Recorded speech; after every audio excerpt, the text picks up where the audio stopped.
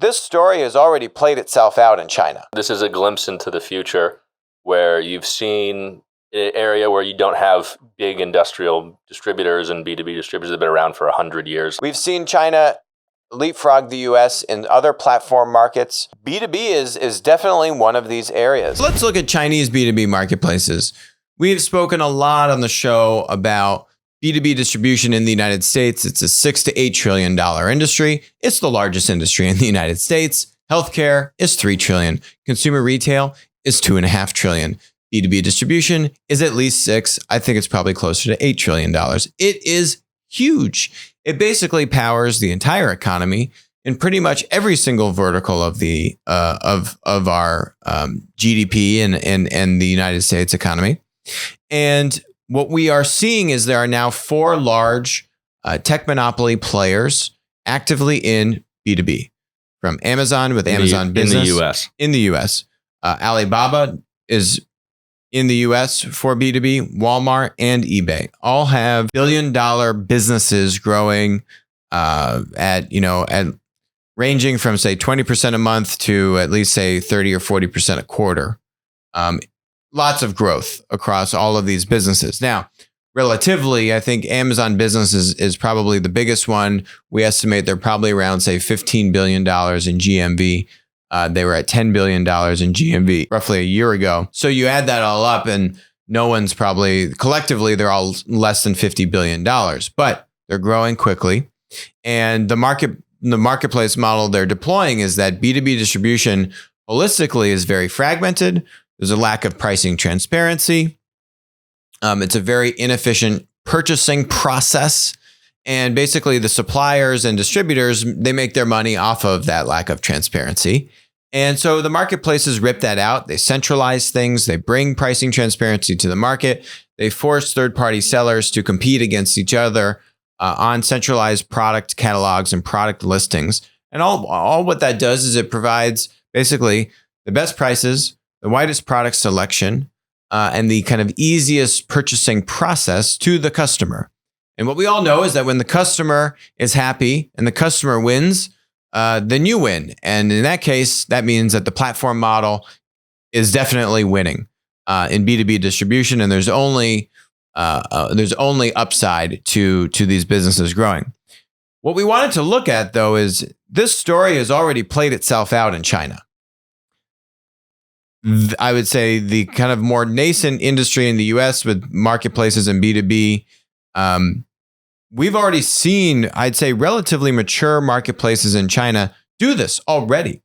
We've seen China leapfrog the US in other platform markets like healthcare marketplaces, payments, financial services.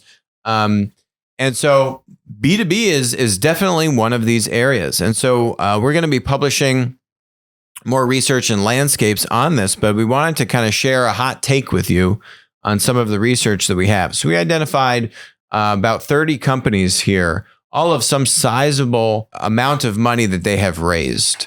And that means that, the business is now no longer a baby. They've gotten some level of product market fit.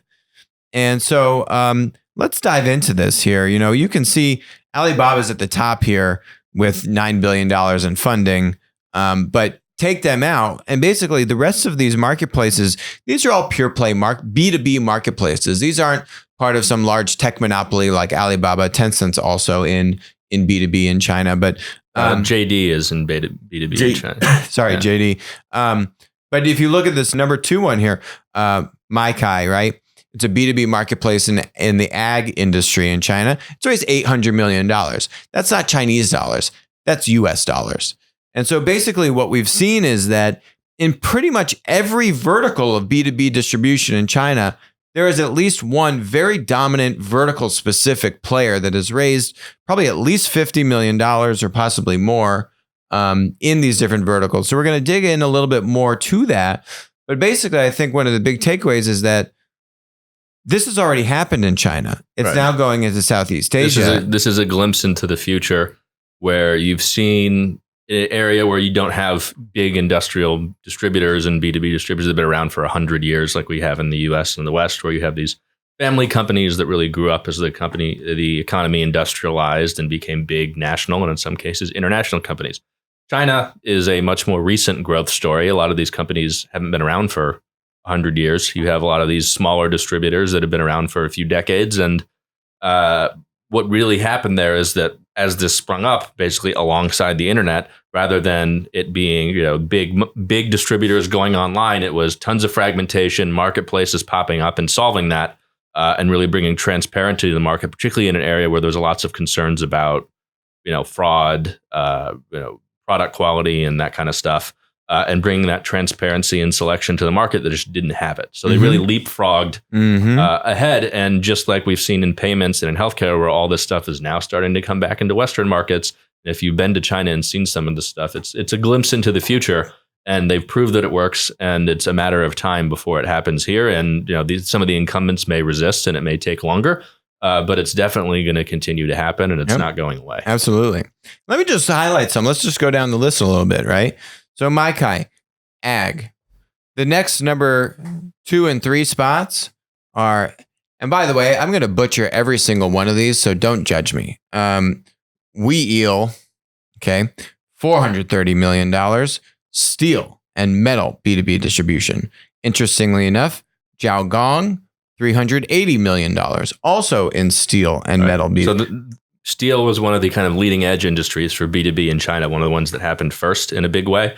And there were a lot of these, and they basically over time consolidated into these 2 big dominant players that basically have the majority of the market. Do you think that's because the Chinese government was really pushing, their kind of expansion with mills and I think having as an industry focus for the country. To put it lightly, healthy construction and heavy materials markets in China, which in some cases were very subsidized by the government. Absolutely, that helps. Yeah. Which is probably why in China steel was accelerated and somewhat of a leading edge. But you've also seen there are huge marketplaces in chemicals, industrial distribution, and these other places that have popped up. So number 4 is Junkun Hong. $374 million. That's industrial products. Right. Then it's that's if you put it in Western context, that's like a Granger. Yep. And those kind MRO, of maintenance, MRO repair, products, operations. Right. And there's basically a huge marketplace in China selling MRO products. Yep.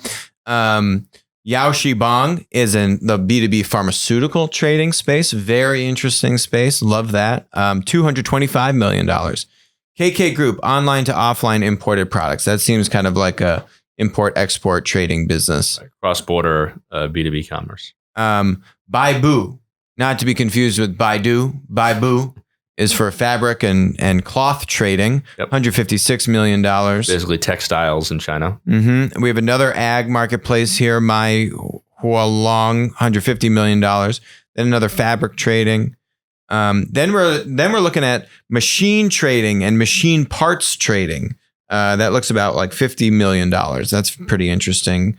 Then there's more ag. Then there's food, seafood trading, food, B2B food distribution. Right. So ag is more like crops, commodity type products and grain. Crops. Whereas food distribution is more like food service. So like what a Cisco does, right? Versus like an Archer Daniels Midland or a Bungie, right? Cargill. Right. It's a different industry. They both obviously deal with agricultural products, but there's, fresh produce versus kind of commodity crops and those kinds of things. It makes sense because I'd say probably the 2 largest U.S. B2B marketplaces are also in the ag industry, which is Farmers Business Network and Indigo. Right. That have each of them, I think, are worth a few $1 billion in valuation and have raised a few $100 million at least for each of them, each separately for both of those businesses. You can definitely see the parallel there between ag in China and I'd say probably ag in the US as the most mature B2B marketplace space here. Then we have plastic trading.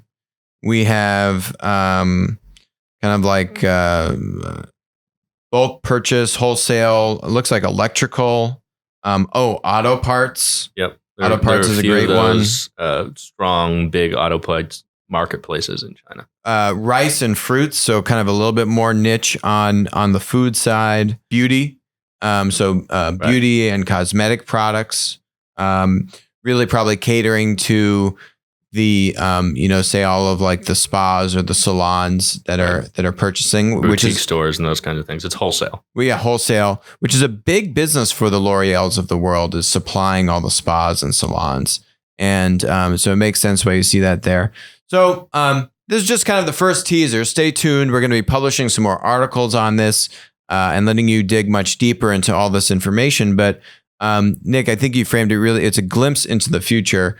There's a lot that can be learned. It's not going to line up exactly the same in the US, but I think in terms of seeing the meta trends and how this is basically an inevitable future state of what's going to happen in the US and then eventually Europe, this absolutely helps to confirm that and provide more light on it. So more to come on that. Hi, this is Alex from Winner Take All. Thanks for joining us. Hope you enjoyed the content. Feel free to leave a comment, ask us questions, and definitely make sure to join us on our next live stream.